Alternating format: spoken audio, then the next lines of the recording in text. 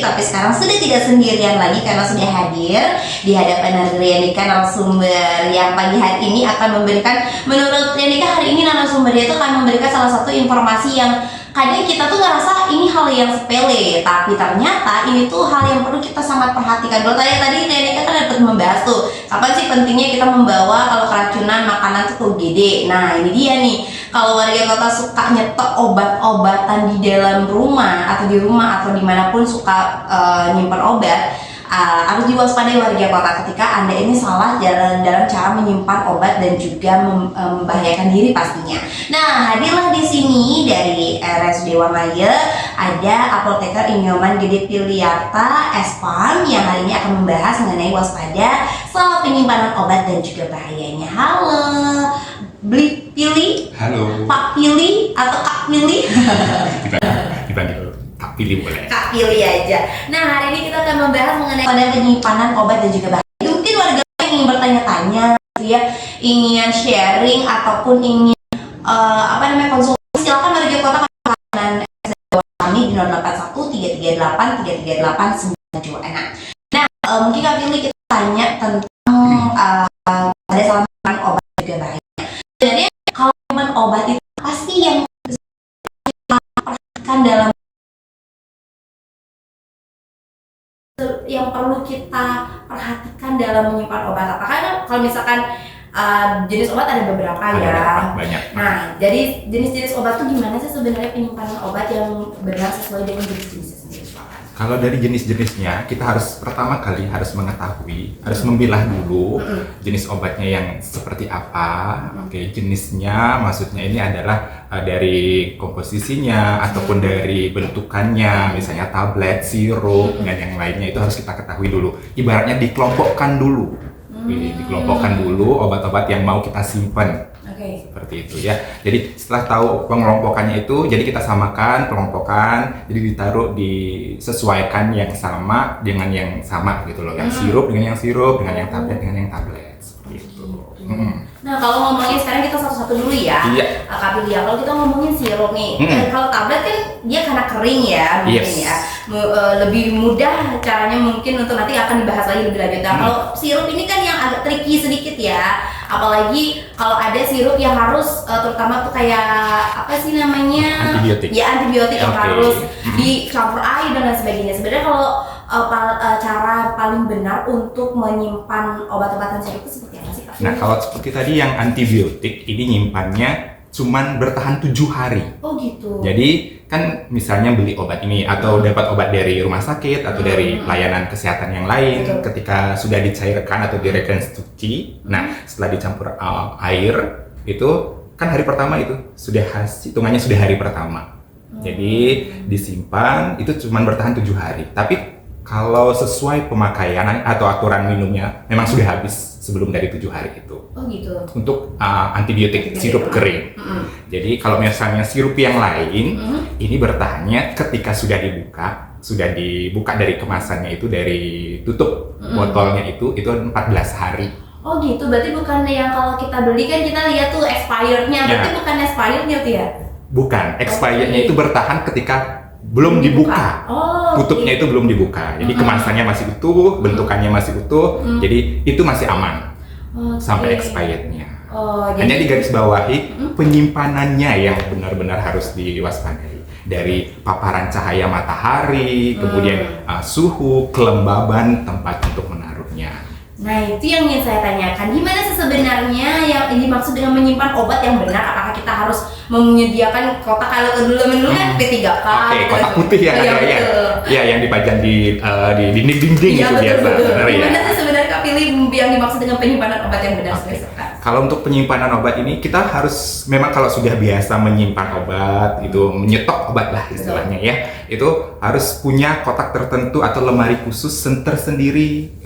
Tempatnya itu nggak boleh di tempat yang panas. Misalnya kalau di tempat panas itu di dapur, kan sering masak itu ada api, itu pasti suhunya panas. Kemudian tidak boleh terlalu lembab, misalnya saja dekat kamar mandi, itu kan pasti ada air, ada apa, pokoknya di sana pasti membuat lembab.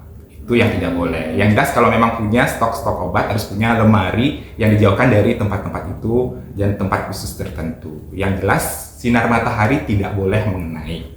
Sedangkan Jadi oke. Oke. Untuk suhunya sendiri, suhunya harus suhu ruangan untuk tablet ini ya. Untuk suhu ruangan itu adalah 25 derajat Celcius sampai 30 derajat Celcius. Maksimal banget sampai 30 derajat Celcius. Kalau orang masak itu kan bisa, kalau air mendidih itu 100 derajat Celcius misalnya gitu ya. Itu kan udah jauh banget. Bisa terurai obatnya gitu. Sudah tidak aman lagi dikonsumsi. Kalau itu tablet. Nah, kalau sirup sendiri? Nah, kalau sirup tetap sama di tempat yang kering, tapi ada sirup yang seperti antibiotik, ada campuran kalau boleh saya sebut, amoxicillin, asam flavonoid itu harus disimpan di lemari es. Yang satu aja, satu jenis sirup itu memang wajib simpan di lemari es. Lemari es loh, bukan freezer. Beda. Jadi kan biasanya kalau memang punya lemari es di rumah ada yang bagian atas, ada yang bagian bawah. Yang atas itu biasanya untuk es kan, untuk kita menyimpan es, untuk membuat es. Yang bagian bawahnya itu pun harusnya di bagian pintu.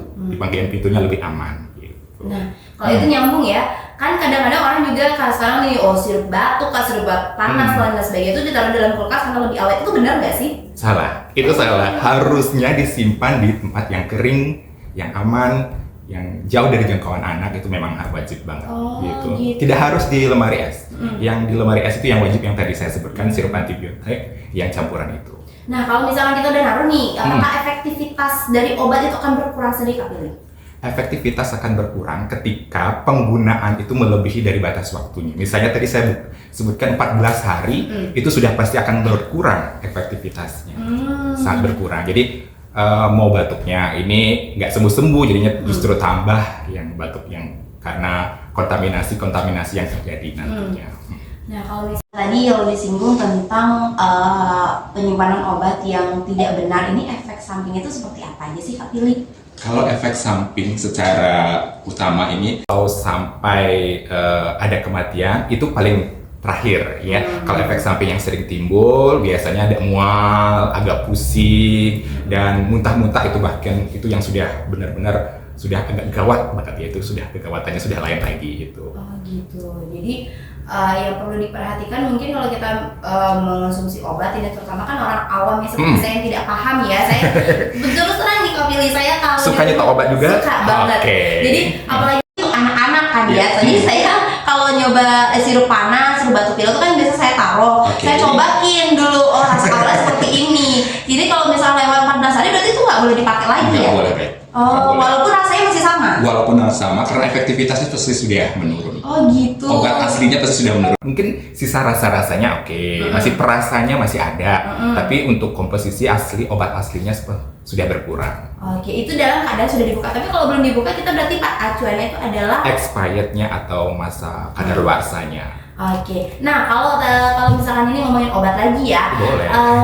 Kita tuh penting nggak sih orang awam itu untuk tahu jenis-jenis kandungan di dalam obat itu sendiri? Mungkin ada beberapa treatment untuk kandungan ini tuh nggak boleh loh ditaruh di gini, nggak boleh ini, atau bagaimana sih, Kak? Wajib sekali kita tahu ya. Harus kita tahu komposisi-komposisi yang dikandung di masing-masing obat itu yang kita gunakan sehari-hari ataupun yang berjangka tertentu, itu harus kita tahu gitu. Misalnya saja obat-obat ini yang misalnya warga kota jantung, ini konsultasi di jantung. Ada obat yang mengandung nitrit, komposisinya nitrit, itu tidak boleh langsung ketemu dengan oksigen karena teroksidasi nanti. Seperti itu. Jadi rusak obatnya, harus disimpan di kemasan tertentu. Seperti itu. Ya, nah kalau misalkan kita sekarang akan membahas nih Kak Billy, kan mungkin nggak sih dalam, kalau tadi kan Kak Billy bilang kita kalau misalkan ini kalau ngomongin obat sirup ya, obat sirup kan kita kalau ngomongin obat sirup itu 14 hari dikonsumsi, baik itu kalau udah dibuka udah nggak boleh lagi setelah 14 hari. Mungkin nggak sih obat itu akan merusak sebelum 14 hari jika misalkan kita sudah membukanya terus kita taruh di luar di suhu ruang nih, kita taruh suhu ruang, tapi mungkin nggak sih obat itu akan rusak, dan gimana ciri-ciri obat rusak itu sebenarnya? 14 hari kan ya. Obat yang sudah dibuka bertahannya 14 hari ini untuk sirup. Jadi ketika taruh di luar, kemungkinan kontaminasi dengan ruangan, dengan suhu ruangan, dengan udara yang ada di luar, ini kemungkinan besar akan mengurangi waktu efektivitasnya. Dari 14 hari yang harus sudah bertahan 14 hari bisa berkurang, tergantung sekarang gitu, berkurang dengan ciri-ciri. Coba pertama kali ketika melihat sirup ini dibuka, pasti coba kelihatan biasanya bening atau warna apa, seperti apa, komposisinya pasti terlihat, maksudnya terlihat secara organoleptis kalau di bahasa ini ya, terlihat seperti apa bentukannya, warnanya, kejernihannya dari sirup itu pertama kali. Nah, ketika sudah ditaruh di luar, lupa minum gitu ya.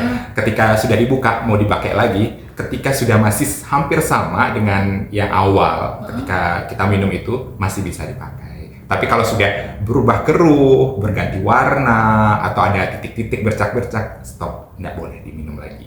Oke. Nah, kalau misalkan nih kita tanpa disengaja, kita ini baru tahu, saya pun juga baru tahu tuh ternyata sirup tuh bertahan 14 hari. Kalau udah minum nih tiba-tiba lewat apa takut? Biasanya ada efek samping yang akan terlihat, tapi kalau memang tidak, berarti daya tahan tubuh kita yang aman. Berarti tubuh kita yang sudah mengkondisikan seperti apa, karena tubuh kita juga sudah hebat, seperti apa ada benda asing yang masuk, seperti apa dia mempertahankan tubuh kita. Tapi kalau memang sudah tidak ada, misalnya tadi seperti pusing atau mual, memang tidak cocok dengan yang sudah diminum itu, segera ke layanan kesehatan untuk mencari penyembuhannya atau obatnya ya. Oke, nah kalau itu kan tadi kita akan membahas sirup. Nah sekarang kita akan membahas tablet dulu ya. Tablet, sebelum boleh. Nanti mungkin ini juga ada pertanyaan tentang puyer juga. Oke, ini untuk anak-anak. Iya betul. Iya. Nanti kita ngomongin tablet dulu. Nah sebelum kita membahas tentang puyer ini, kalau tablet sendiri ini kan ada berapa banyak mungkin sekarang orang yang sudah mulai melek akan kesehatan dan ada juga yang udah contohnya mungkin sakit-sakit yang memang mengharuskan dia untuk mengonsumsi obat setiap harinya itu, biar nggak lupa kita pindahin aja deh gitu, kita buka-buka, kita masukin ke kontainer-kontainer gitu pagi, siang, sore dan lain sebagainya. Ini sebenarnya gimana sih konsepnya? Apakah itu di dalam tablet dalam bungkus kita buka tuh apa ada pengurangan efektivitas atau berbahaya atau bagaimana sih Kak? Yang jelas itu sebenarnya sih tidak boleh.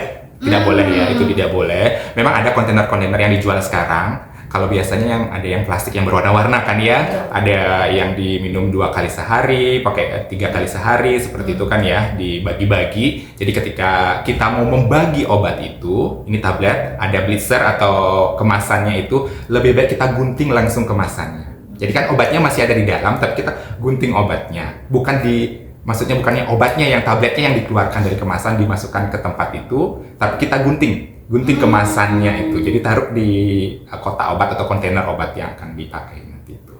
Oke, tapi ini kan ada beberapa misalkan contoh orang vitamin atau yang dalam bentuk kapsul nih. Ini kan nggak ada bungkusnya vitamin yang bentuknya dalam botol itu kita masukin tuh, itu juga berbahaya nggak sih Kak? Sangat berbahaya. Kenapa? Karena sudah ada kontaminasi. Siapa tahu yang tadi tempat kontainer itu yang tadi adalah obat A, sekarang dimasukin kapsul B, kan beda lagi. Yang tadinya sudah ada di situ, sekarang ketemu obat lain, berarti udah ada reaksi-reaksi yang mungkin terjadi di sananya. Jadi kalinnya cari klip yang kecil tapi agak-agak gelap, itu yang dimasukkan situ. Ada klip kecil, ada tempat obat yang klip kecil itu masuk ke sana, baru masuk ke sana.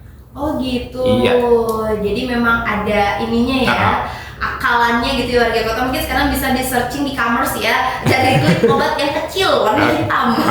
Pokoknya warna yang gelap, kalau nggak ketemu hitam, yang gelap aja boleh. Nah kalau ngomong itu juga kita lanjut ngomongin ke obat namanya tadi kapsul ya. Itu kan kapsul sendiri beda nggak sih kapan perawatan warnanya dibandingkan tablet ataupun Kalau kapsul, contohnya saja penitoin. Ini biasanya dari klinik-klinik saraf, biasanya dapat penitoin. Penitoin ini warna merah, biasanya kemasan itu langsung botol, dia botol loh. Tapi dia bentuknya kapsul botol. Ini botol, jadi botolnya botol gelap. Jadi simpan itu lebih baik kemasan botolnya langsung diminta kalau memang itu, daripada ditaruh di klip, lebih aman karena dia gelap. Oh gitu. Jadi memang harus dalam gelap ya? Iya, memang harus dalam gelap. Karena kalau kena sinar matahari juga terurai juga gitu. Kapsulnya bakal lunak, kan kapsul itu cepat lunak.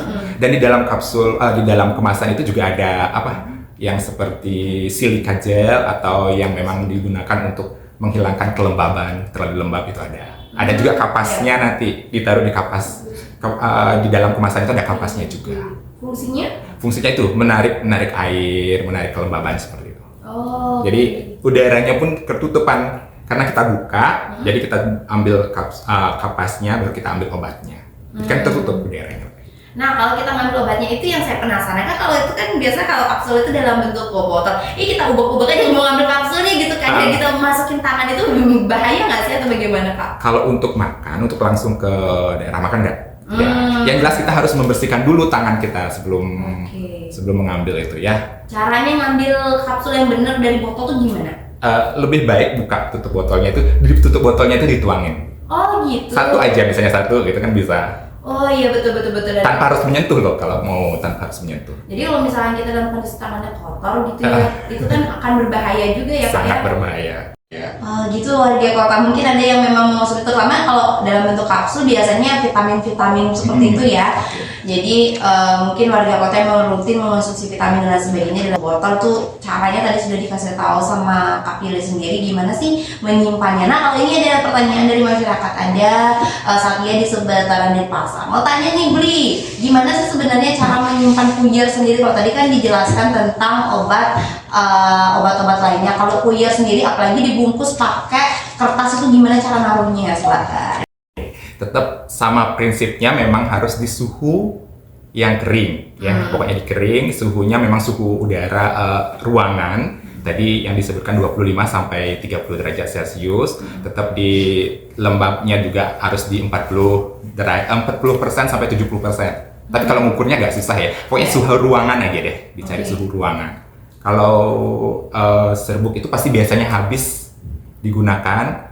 Jadi kalau serbuknya sudah di dalam kemasan aman. Kalau memang sudah di dalam kemasan. Tapi sekarang ada yang kemasan yang pakai seal, berarti dia aman, berarti di dalam benar-benar aman. Oh iya betul. Pakai yang seal. Iya. Tapi kalau yang masih manual itu yang perlu diwaspadai, karena bisa terbuka sendiri kan. Yang manual itu yang biasanya dibagi-bagi itu karena manual, karena buatnya manual pakai tangan, itu yang diperhatikan banget. Oke. Nah itu kan kita kadang-kadang kalau misalkan masih itu kita lagi, masih sisa. biasanya anak ngumpet panas itu yang dijadi salah satu dalam bentuk puyer itu berapa lama sih penyimpanan dari puyer sendiri Pak? Kalau selama dia tidak tersentuh dengan udara, dia aman, dia kering, tidak ada lembab, ini aman-aman saja, bisa digunakan. Ini sampai untuk puyer ini bisa sampai 8 atau 6 bulan itu bisa. Oh gitu. Iya, sampai 6 bulan, 8 bulan masih bisa, masih aman.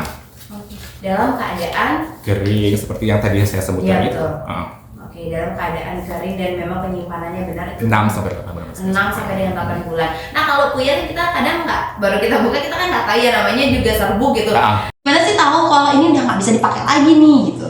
Nah, seperti tadi contohnya misalnya kalau kita buka awalan dari puyer itu seperti apa, bentuknya apa, warnanya deh dilihat dulu. Oh, warnanya akan berubah ya? Berubah ya? Iya, warnanya pasti akan berubah. Kalau berubah misalnya ada bintik-bintik hitamnya, atau berubah dari warna yang dia putih jadi agak ke kuning-kuningan, itu sudah jangan digunakan lagi. Oh gitu. Oke, mungkin Bapak Ibu yang mungkin punya anak-anak terutama yang konsumsi obat apa aja sih harus dicek dulu berarti ya? Wajib dicek. Nah kalau kita beli obat di luar sana itu kan kalau kita ke dokter dikasih tahu, atau kita ke apoteker ngasih tahu nih kayak gini aturannya buat pakainya. Kalau kita beli obat sendiri nih, gimana sih cara kita tahu gimana untuk cara penyimpanan obat yang kita beli tersebut? Oke, kalau biasanya kalau seperti sirup kan biasanya sudah ada kotaknya, kita bisa wajib membaca, jangan asal taruh begitu aja. Kan biasanya kita wajib ada membaca, ada di kemasannya itu ada seperti komposisinya, ada tempat penyimpanannya, biasanya sudah disebutkan di situ berapa suhu penyimpanannya ada. Jadi kita harus wajib ikut sesuai aturannya itu. Gitu. Jadi konsultasi juga sama apoteker sekarang, karena di apotek sudah semua ada apoteker pasti sudah yang jaga ya. Betul, harus rajin bertanya ya, jangan sampai lebih sok tahu nanti ya, nanti takutnya kenapa-napa. Nah kalau ngomongin tadi, kalau kita udah bahas tentang obat, ini aturan minum obat lah ya, ini juga banyak mungkin warga kota yang nggak tahu. Ini juga ditanyakan oleh Ceyani di Bendungan, mau tanya Kak, aturan minum obat 3 kali sehari itu seperti apa sih? Apakah pagi, siang, sore, atau bagaimana? Oke, secara prinsip orang mengetahui pagi, siang, sore itu aja makan malam gitu ya. Oke, tapi sebenarnya kalau 3 kali sehari ini identiknya kalau dihitung-hitung nih ya, 24 jam kita bagi menjadi 3, jadi 8 jam kalau itu prinsipnya. Jadi antara jam pertama ke jam kedua tadi 8 jam jedanya. Berarti obatnya minum itu, obat yang 3 kali sehari itu berarti efektivitasnya akan bagus diminum di 8 jam. Tapi kalaupun memang tidak bisa, tidak kenapa agak maju atau mundur dikit, tidak kenapa sih, masih aman. Masih kalau itu yang 3 jam, kalau yang 2 jam berarti 12 jam. Hitungannya 12 jam. Kalau ada yang 1 kali sehari, minumnya sehari sekali, dia 24 jam. Misalnya dia wajib minum di jam 8, besok paginya itu di jam 8 juga, itu 24 jam. Oh gitu ya. Wajib sekali. Warga kota mungkin yang baru tahu dikira itu 3 kali sehari itu kalau pagi, siang, sore, kalau udah jam habis makan siang minum obat. Enggak, belum tentu juga. Coba tuh makan paginya jam 10, makan siangnya jam 12. Minum obatnya cuma selama 2 jam, itu berbahaya kah itu kak? Berbahaya, jadi dari dosis itu akan terjadi penumpukan dosis berarti itu. Jadi nyampenya di tubuh itu akan lebih tinggi dia dosisnya, jadi tidak efektif juga, terlalu tinggi. Oke, nah kalau Kak Pilih sendiri yang mungkin sudah lama berkecimpung dalam dunia apoteker, apakah warga kota Denpasarnya sebenarnya udah edukasi nggak sih? Hal-hal yang kecil tadi deh, udah mulai teredukasikan tentang obat-obatan atau bagaimana di RSUD Wangaya sendiri? Kalau di RSUD Wangaya kita pasti mengedukasi seperti apa obatnya nanti ketika sudah sampai di rumah seperti apa, perlakuan dari obat itu seperti apa. Kalau di luar dari itu masih masyarakat mungkin masih udah nggak terlalu terlalu cuek-cuek aja. Yang penting dapat obat, taruh sudahlah di mana gitu lah biasanya. Taruh di atas lemari atau lemari es, biasanya di atas lemari es itu paling cepat biasanya. Iya, betul. Taruh aja di situ biar gampang ambil gitu. Tapi itu harusnya perlu diwaspadai, perlu tempatnya memang benar-benar harus dicari. Harus dibuatkan tempat. Kalau di lemari es kan biasanya agak panas ya. Iya benar, panas, ada angin-anginnya juga. Kan nggak cocok banget tempatnya. Oke, nah kalau misalkan dari Kak Billy sendiri, kesalahan apa sih yang biasanya masyarakat lakukan terkait dengan penyalahgunaan penyimpanan obat ini sendiri? Kalau penyimpanan obat, biasanya yang sering sekali dilakukan ini adalah penyimpanan obat tidak melihat suhunya terutama. Terus suhu dari ruangannya. Kalau biasanya kan jarang banget yang nyiapin termometer, misalnya termometer ruangan di rumah itu nggak mungkin kan, agak berat melihat betul. Oke, pokoknya dilihat aja, jangan sembarangan naruh begitu aja. Pokoknya kalau memang sudah aman tempatnya boleh, maksudnya aman dari jangkauan hewan misalnya saja, siapa tahu memang koleksi tikus di rumah. Juga banyak punya hewan gitu ya. Itu terus anak, dari jangkauan anak juga ini wajib sekali ya, yang masih obat-obat itu biasanya masyarakat terlalu cuek banget. Nah, obatnya di mana aja terserah gitu lah, yang penting sudah pakai plastik sudah aman lah gitu. Seperti itu biasanya terjadi di masyarakat. Kalau di RSUD Wangaya sendiri pernah nggak sih selama Kak Pilmi di apoteker itu mendapati atau menangani kasus gitu terkait dengan salah penyimpanan obat atau terkait dengan bahaya penyimpanan? Ada satu waktu kebetulan saya jaga sore, kebetulan perawat jalan sore, ibu-ibu ini datang dengan dia memakai insulin. Dia memakai insulin, bener ya, dia memakai insulin. Dia datang, insulinnya macet. Dan kesalahannya ibunya itu, saya tanya, ibu naruh insulinnya di mana? Saya semuanya saya taruh di luar aja. Itu sudah kesalahan. Kita kan tidak tahu apa yang terjadi nanti di luar, insulinnya seperti apa. Terus sebenarnya kalau insulin sendiri itu harus wajibnya ditaruh di lemari es, di suhu 2 sampai 8 derajat. Insulin ya, di lemari es, bukan di freezer loh ya. Tapi ketika sudah dipakai atau sudah disuntikan pemakaiannya itu bisa di luar. Tapi kembali lagi tempatnya harus aman, terhindar dari matahari, kelembabannya harus diatur, suhunya pun harus diatur. Oke, itu Kalau kan sekarang mungkin karena gaya hidup ini banyak mungkin ya berteman dengan insulin. Iya, anak juga banyak banget. Betul. Harus diperhatikan terutama untuk penyimpanan insulin itu nggak sembarangan ya Pak Pilih ya.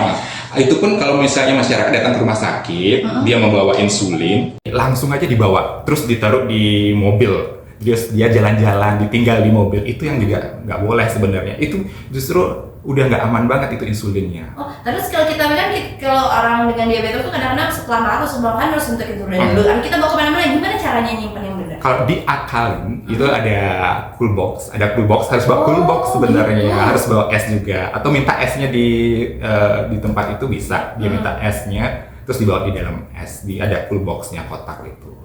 Jadi harus dalam suhu yang dingin ya? Iya benar, harus ada di suhu dingin. Itu secara teori ya, tapi kebiasaan biasanya saya lupa gitu. penyakit lupanya diingetin terus. Iya. Saya lupa bawa ini, saya lupa bawa ini. Ya sudah, disarankan secepat mungkin untuk pulang ke rumah, jangan kemana-mana, langsung taruh kembali ke lemari es. Tapi ada efek sampingnya nggak sih, Kak? Paling efektivitas saja yang berkurang. Oh gitu. Oke. Ya. Kalau itu tadi kita yang obat yang kita minum dan kita pakai. Nah kalau misalkan obat-obat kayak model salep atau obat tetes mata, ini ada nggak sih treatment untuk menyimpan obatnya sendiri, Kak? Kalau untuk salep itu ketika sudah dibuka dari tub salepnya itu masih amannya 30 hari. Kembali lagi ketika pertama kali digunakan, coba lihat seperti apa, warna, bentuk, dan seperti apa, komposisinya terlihat seperti apa. Boleh dicek dulu awal-awal seperti apa. Nanti kalau mau digunakan lagi ketika dibuka sebelum 30 hari itu, boleh deh dilihat dulu seperti apa bentukannya. Kalau memang sudah beda dengan yang di awal-awal, sudah jangan digunakan. Oh gitu. Iya. Tapi kalau kita penyimpanannya itu memang sama seperti yang lainnya, di suhu yang ruang gitu atau memang di kulkas? Di suhu ruang yang biasa. Kalau salep ya, tetap di suhu ruang yang biasa. Kalau obat tetes mata? Tetes mata biasanya ada dua. Ada yang mini dus, yang kecil-kecil itu mini dus namanya, yang bisa yang dipotek itu yang kecil-kecil itu lebih cepat jadi expirednya, jadi lebih cepat itu penyimpanannya. Gitu. Kalau untuk tetes mata yang kecil itu cuma 3 hari loh ketika sudah dibuka. Gitu. Yang kecil itu kan ada biasanya satu ini itu ada 5. Ada 5 itu biasanya dipotek, 1 digunakan, kemudian ditetes di bagian mata, kemudian itu ketika sudah dibuka itu cuma 3 hari bertahan. Berarti masih ada 4 kan, masih belum dibuka, masih amannya. Kalau yang misalnya yang besar, yang bentuknya botol, ini tetes botol ini yang masih agak lama, bisa menggunakan sampai 28 hari. Oke, tapi penyimpanannya di dalam lemari es atau? Tidak, sama di tempat yang aman, di tempat yang sejuk, yang memang sesuai. Sama-sama tablet boleh. Kalau di lemari es bisa beku? Bisa beku, jadi nggak efektif kan, jadi kan aneh. Oke, jadi nggak bisa keluar, ada habis. Masih dalamnya. Atau nggak pengen dapat sensasi dinginnya? Oh, ada. Kalau tetes mata ada yang lain untuk fungsinya dinginnya. Oh, gitu. Ada memang. Walaupun dia tidak ditaruh di lemari es, dia memang ada, memang sensasi dingin. Gitu. Penyegarnya istilahnya. Oke. Itu dia ya warga kota ya. Nah kalau tadi kita udah bahas beberapa jenis obat, ada nggak sih yang kita kelupaan gitu Kak, bahas jenis obat lainnya yang memang perlu penanganan atau penyimpanan yang memang perlu diperhatikan sendiri? Nah misalnya ada obat semprot atau obat hirup, ini biasanya asma. Ini bahaya banget kalau di tempat panas, dia bisa meledak karena komponen yang di dalam itu nggak cocok dengan yang panas. Jadi harus memang suhunya sesuai dengan suhu ruangan gitu, aman. Kalau dia terlalu panas dia bakal meledak. Dan bahkan bisa macet juga alatnya yang dipakai untuk menghirup itu. Nah kalau obat nebu nih, nah kan kalau bapak anak yang memiliki mungkin anak-anak batuk pilek, sekarang kan udah mulai menggunakan nebulizer di rumah ya, karena mungkin lebih gampang buat mendapatkannya gitu. Nah kalau obat nebu sendiri itu kan ada kayak oil tetes itu gimana sih cara penyimpanannya sendiri? Tidak jauh beda, sama tablet. Oh gitu. Di tempat yang sejuk, yang sesuai suhu ruangan, tetap ya harus terhindar dari sinar matahari, itu yang paling utama. Itu poin utamanya. Tapi tetap ketika baru dipakai, baru diambil, baru digunakan, dimasukkan ke alatnya. Nah kan kita kalau misalkan pakai nebu kan berapa ada dosisnya nih, itu kan masih sisa biasanya. Nah itu masih sisa tuh kita gimana cara nyimpen, apa kita buang aja atau bagaimana? Alangkah baiknya dibuang aja, jangan dipakai lagi. Oh gitu. Karena sudah terbuka kan, sudah vialnya sudah dibuka, sudah dipotek. Terkontaminasi barangnya dengan udara yang di luar. Nah itu kalau vialnya dibuka, ada yang kayak bentuknya tuh plastik itu kita suntikan itu kan ke dalamnya, kita masukin obat nebunya itu. Biasanya apa ya mereknya, ada beberapa merek itu yang dia kalau keluar itu nggak keluar lagi kan. Kalau tadi kan dipotek itu yang kayak plastik itu gimana? Bisa nggak dipakai lagi atau bagaimana? Kalau sudah dibuka sebenarnya sudah tidak bisa dipakai lagi. Gitu. Sekali pakai biasanya. Oke, nah itu ya perlu diperhatikan juga ya, terutama untuk ibu-ibu atau bapak-bapak yang memiliki anak mungkin batuk pilek ataupun yang sesek ya juga ya. Yang sering menggunakan nebu tuh karena berarti kan kadang mahal ya harganya. Karena saking mahalnya ya di stok, jadi dipakai satunya berapa kali. Betul. Gitu ya. Kita kan sayang gitu. Jadi kita kira itu bisa dipakai lagi, ternyata nggak bisa ya. Nggak bisa karena sudah terkontaminasi dengan udara luar. Jadi efek sampingnya ya efektivitasnya aja menurun ya. Oke, baik warga kota, itu ya banyak sekali ternyata hal-hal yang memang menjadi ilmu baru untuk saya. Mungkin sekarang kita akan bertanya ini mengenai mitos dan juga fakta tentang obat-obatan sendiri. Selain juga penyimpanan obat-obatan, mungkin Kak Pilih sendiri bisa jelaskan sedikit ada mitos dan fakta edar di masyarakat tentang penyimpanan obat atau pengonsumsi obat. Silakan. Oke. Sering beredar di masyarakat, khususnya untuk yang sirup, ini biasanya simpan aja di lemari es gitu. Untuk sirup ini ya, ini bukan fakta, tapi itu mitos. Bisa memperlama, bisa digunakan untuk nantinya seperti itu ya, bisa bertahan lebih lama, itu mitos banget. Gitu. Bukan di kulkas, bukan di lemari es, bukan juga di freezernya, bukan. Itu tidak akan menambah humornya di si sirup itu. Iya, betul. Berfungsi untuk di waktu kesempatan yang akan datang, nggak mungkin gitu ya. Harusnya memang disimpan di tempat suhu yang netral, suhu ruangan aja, itu aja. Untuk yang mitos ini yang paling sering yang kita dengar di masyarakat. Betul, sampai sekarang juga masih ya, apalagi yang udah mulai senior itu kan ya, para tua gitu ya. Pinginnya biar minum, biar hemat gitu ya. Betul. Pinginnya biar hemat, tapi ya itu kembali lagi. Betul, harus di 14 hari udah nggak boleh dimakan, sekarang udah nggak boleh diminum. Nah setelah itu juga ada nih berapa mungkin orang yang capek banget lah ya buat minum obat batuk sekali, 3 kali, aduh lama banget, udah kita minum aja sekalian. Itu boleh nggak sebenarnya? Nggak boleh benarnya, itu sudah ditakar sesuai dosis, misalnya tablet atau sirup itu sudah disesuaikan dosis, apalagi memang dari dokternya memang sudah sesuai, jangan berlebihan. Justru memberikan efek yang tidak baik ke tubuh kita, gitu, kalau berlebihan. Gitu. Karena obat itu kan bisa 2 fungsi, dia bisa memberikan baik atau buruk dirinya. Gitu. Betul. Jadi hati-hati ya mengonsumsi obat pun, walaupun memang kayak efeknya nggak terlalu signifikan ya, tapi sekarangnya sih enggak, nanti ke depannya. Ada efek jangka panjang ya? Iya, benar.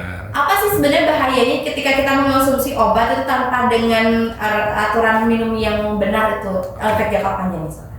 Oke, untuk efek jangka panjang dari kita minum obat terus-terusan, terutama nih ya, banyak dari sistem-sistem tubuh kita terganggu, terus organ-organ dari saluran pencernaan kita juga terganggu karena kebanyakan dari obat ataupun dosis yang kita minum justru tidak memberikan efek, bahaya, jadinya toksik atau racun bagi tubuh kita sendiri. Gitu. Jadi kalau misalkan kita mengonsumsi obat-obatan yang walaupun dengan dengan aturan yang maksudnya kita minum memang lagi sakit batuk gitu, kita minum obat batuk. Walaupun itu, tapi kalau dengan aturan yang tidak tepat itu juga berbahaya. Berbahaya sekali. Jadi kalau obat batuk itu kan bila perlu pada saat batuk baru dikonsumsi. Kalau sudah tidak ya stop. Kalau udah mau, kan ada orang gitu, sebelum sakit kita minum aja, itu gimana? Gak bisa. Alang lebih baik kalau sudah seperti itu, mending lebih baik vitamin, suplemen multivitamin sebagai awal ataupun sebagai penyangga, sebagai awalan dari sebelum kita sakit. Iya, preventif lah ya. Iya, sebelum kita sakit. Gitu. Oke, jadi ada orang yang itu kalau udah mulai agak gatal-gatal nih kemarin, wah ada mau batuk pilek nih, biasa kan saat diagnos itu dia minum aja dulu obat batuk pilek sebelum minta, kan berbahaya ya? Berbahaya, mengawali ya biasanya berbahaya. Oke, nah mitos selanjutnya, kalau saya sendiri boleh nggak sih minum obat itu dengan teh gitu kan, orang banyak kan minum obat pakai minuman yang manis atau menghilangkan rasa pahit, bagaimana Mas? Untuk menghilangkan rasa pahitnya biasanya minum dengan teh atau dia bahkan susu seperti itu ya, anak-anak biasanya nih. Nggak boleh sih sebenarnya, tidak boleh, justru akan mengurangi efektivitas dari obat itu.